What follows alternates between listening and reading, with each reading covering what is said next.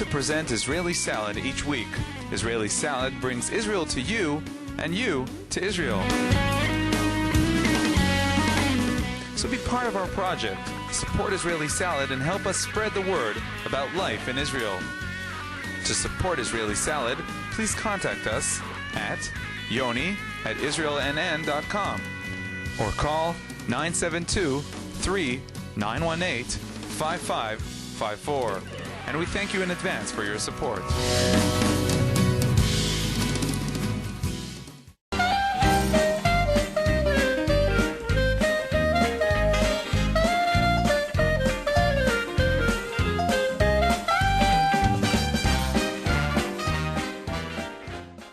Hi everyone! Thousands of Jewish athletes in Israel.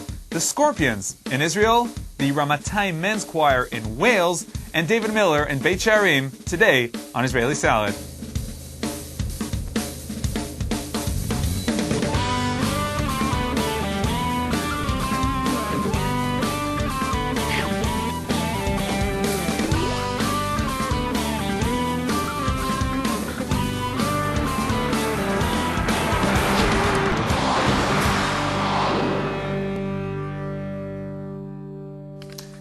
Shalom and welcome to Israeli Salad. The Maccabiyah, the Jewish Olympics, is taking place from July 10th through the 21st. In the Maccabiyah, Jewish athletes from all over the world and Israeli athletes, some are actually not Jewish, gather in Israel for an event that is a lot more than just a series of sports competitions. Jews most definitely can play sports. Jews are the best at sports. Since 1932, every 4 years, the Maccabiyah competitions take place. This year's Maccabiyah was so far the biggest Maccabiyah ever, with around 7,000 participants and 20,000 additional visitors from 55 countries throughout the world. These sports competitions and many events that take place before and during the event are a sure recipe for social integration. It's like a community. Immediately everybody's bonded, even though we're different countries. Everybody has one common thing all together. We're all Jewish and we all connected very easily. I've met a lot of new people, became friends with a lot of more people. We're all proud of being together and competing. It's a good way of meeting people, I think.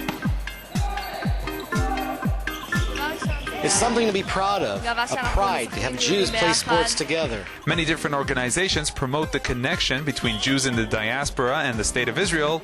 The Maccabiyah strengthens this connection through sports competition. Well, we use the sport to bring people over from all over the world, from 55 countries, and they come, they love sport. Once they come through the sport, they get to know the State of Israel. All our roots come back to Israel, so it's good to come to the nucleus of where the Jews are from and, where you should always come to. Just to see the Jews getting united like this, after all the things that we hear all over the news all the time, it's a great, great inspiration for everyone. The night before the opening ceremony of the Maccabiyah, the participants gather for an evening of celebration and integration. This is my 6th Maccabiyah, and it's wonderful to be here in Israel. We want to have fun, enjoy ourselves, but a gold medal would be nice. But just to get here, represent your country in the Jewish homeland is also first place. The Maccabiyah contributes to the State of Israel not only in strengthening Zionism and by promoting Aliyah. It's estimated that although there are no entry fees to the Maccabiyah Games, the Games will generate around $40 million in income for businesses in Israel. The Maccabiyah is also known as a big matchmaking opportunity. Many married couples can tell stories about how they met during the Games in Israel. We don't promote, but once they get together, so some people get married and they come and make Aliyah. What's wrong with that? It's great. Seen by the organizers of the Maccabiyah as new ambassadors of Israel, the participants will be returning to their homes with lots of good words to say about the Holy Land. Everywhere I go, it's a new experience, and it's just been amazing to see everything that I've learned about my whole life. I met girls from the other volleyball teams. They see what Israel's all about, that it's a developed land, not like they see on TV. It's fun here. And I definitely want to come back again. It's been an amazing experience, my first time in Israel. In fact, I called my wife, I said, we're coming back here. When the last Intifada began, there were cancellations of many cultural events in which artists from abroad were supposed to take part. On Israeli Salad, we focus mainly on Jewish music.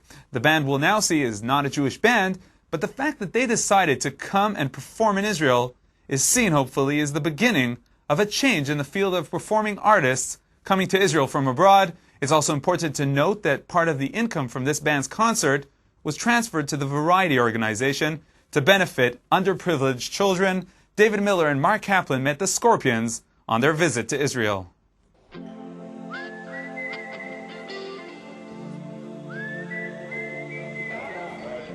It isn't often that Israel draws top rock and roll acts these days, but to coin a phrase, the winds do change, and so in blew the Scorpions, Germany's top band of all time, with a message of peace. Because we're coming from Germany, we had always in mind to really give worldwide our band an image of positive, of peace image, because we are coming from Germany, we had 2 world wars, and we got told by our parents that peace is the best thing you can have, and there we are fighting for. And that's the reason why our lyrics always telling about peace. Establishing bonds is critical for Israel, and with an assist from Israeli teen singer Liel Colette, the Scorps came to play. Klaus Meine, who is the Scorpion singer, he told me that he really liked my performance, and then we started to talk, and I told him that I really like the Scorpions and their songs, and he introduced me to the rest of the band, and then some kind of connection began, and since then we stayed in touch, and between everything this idea came up of making a performance here in Tel Aviv, and that I'm going to sing together with him a few songs there. Scorpions frontman Klaus Meine put their appearance in historical perspective. But it's also a very powerful moment to celebrate 40 years of friendship between Israel and Germany. And what better can we do than sing together, make music together, and send out a message of peace. Fans were treated to a full list of the Scorpion hits with songs like Holiday, and it seems the crowd knew the words.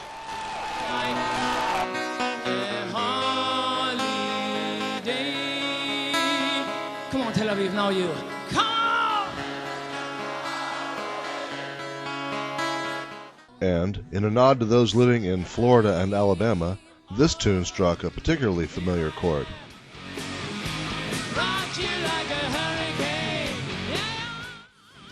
One of the highlights of the evening was a heartfelt rendition of Yerushalayim Shel Zahav, cementing the new bond between Israelis and the Scorpions.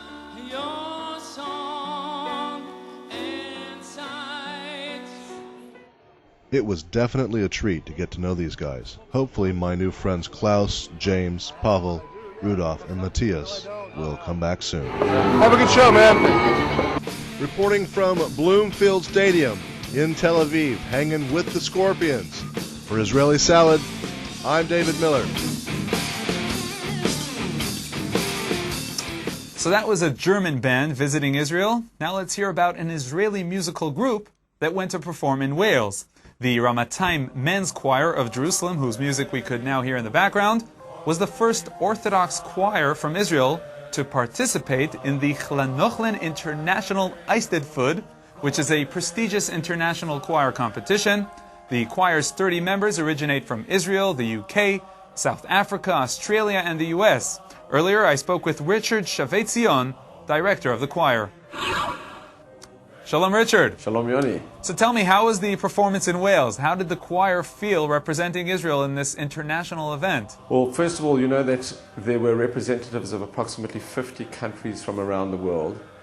And it was wonderful to be there, waving the Israeli flag at the opening ceremony, receiving wonderful reviews and wonderful reactions, both from the local Welsh crowd and also from disparate performers from all over the world who greeted us with great warmth.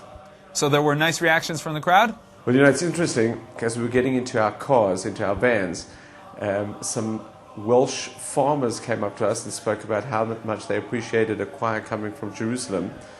And so we all got out of our vans in the pouring rain and sang to them. And those two people, just the thank yous that they gave us was quite emotional for us. Now, I understand that you performed on the day of the tragic terror attacks in London. How did that event affect the concert? Well, you know that months before, when we submitted the songs to the festival, we decided to sing a song called Lo Teda Milchama, which is all about our yearning for peace and tranquility in the land of Israel. And in fact, we performed that on Thursday night, directly after the bombings. And what we did was we decided to dedicate this performance to the victims of this shocking terror attack in London. I was approached by many members of the media asking for our reactions to the London events. We could only say how much we associated and how much we empathized with the people of London at the time. In fact, the following day we went down to London to do a series of performances, and there certainly was a feeling of solidarity, a feeling that, you know, we are part of you, you are part of us. We can only pray that both there and here there are no more of these terrible attacks. Richard Shavetzion, director of the Ramatayim Men's Choir, Jerusalem, thank you very much for joining us. It's a pleasure. Be sure to visit the Israeli Salad website.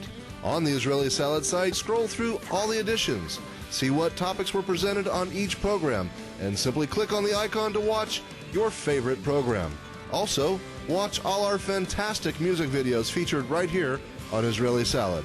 So be sure to click on www.israelnationaltv.com/salad.htm. That's www.israelnationaltv.com/salad.htm.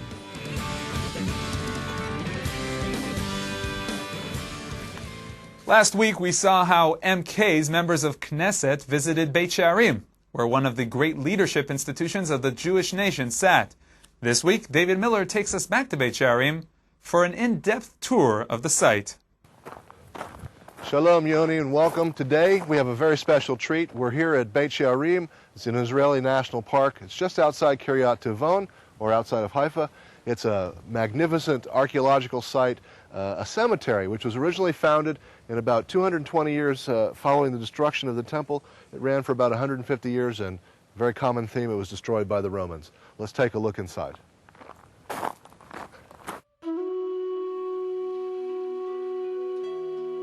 The Beit She'arim complex was rediscovered in 1936 by Alexander Zaid, one of the founders of the defense organization HaShomer.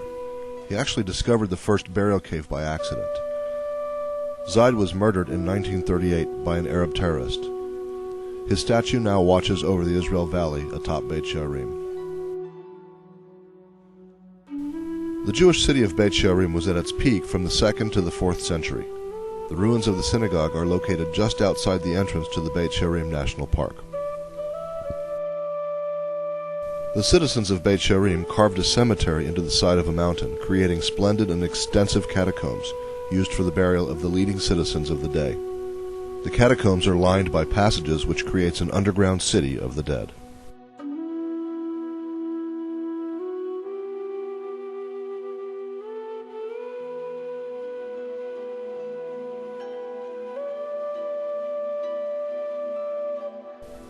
The entrances are ornamented with stone carvings and space for mourners.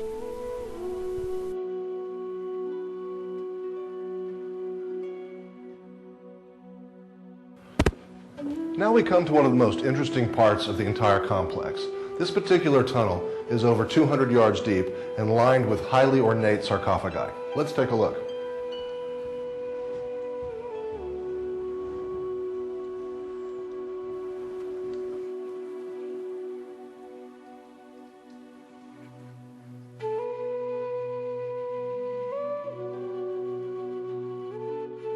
The ornamentation is not without a purpose.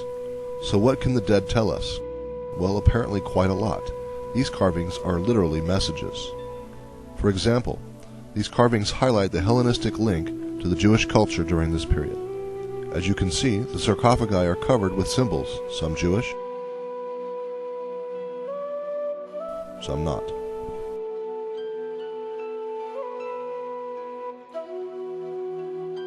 The most noteworthy grave found at Beit Sharim is that of the author of the Mishnah. Rabbi Yehuda Hanassi transferred his place of Torah study, or Beit HaMidrash, and the Jewish court, or Sanhedrin, from Shfar'am here to Beit Sharim, and with that established Beit Sharim as the spiritual center of the day. This is the actual gravesite of the legendary Rabbi Yehuda Hanassi and his wife, whose name we're not sure of. Rabbi Yehuda Hanassi's grave matches his last request found in his will, in which he asked that his wife and his grave be the only ones located in the ground. Also found here in the cave of Rabbi Yehuda Hanassi are a select number of very special people. This is the grave of Rabbi Gamliel, who was his son and his successor. Beit Sharim was destroyed in the 4th century. During this period, the Jews rebelled against the Roman governor Gallus. Very few details exist about the revolt, but it seems the city was destroyed during the subjugation following this rebellion, a tragedy repeated throughout the history between Rome and the Jews.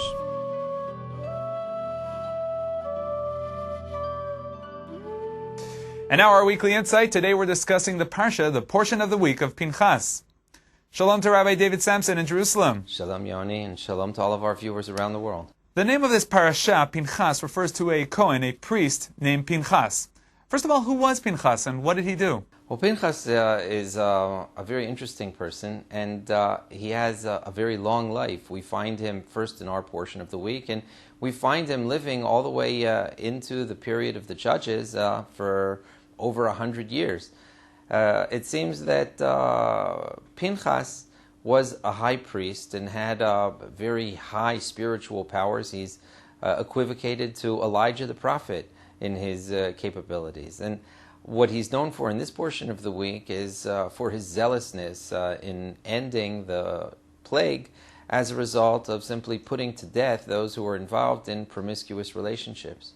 So this parsha begins with a blessing to Pinchas that he receives from God. What was this blessing? Ironically, Yoni, the blessing that Pinchas received was the blessing of peace. You would think that a zealot would receive the blessing of war, but actually zealousness against evil is what guarantees the complete peace in the world, and that peace is actually everything being in its proper place, and that when something is stepping outside of its proper place, the zealous people are the ones who put it back, and they are the ones who are actually the maintainers of peace in the world, and therefore Pinchas, the great zealot, is also the great peacemaker and the one who receives the absolute blessing of peace from God. Thank you very much, Rabbi Samson. The Weekly Insight is brought to you in cooperation with Machon Meir, the largest Zionist institute in Israel, bringing people closer to Judaism. Okay, that's all for this week. Join us again next week for another edition. Until then, from all of us here at INN TV, Shalom.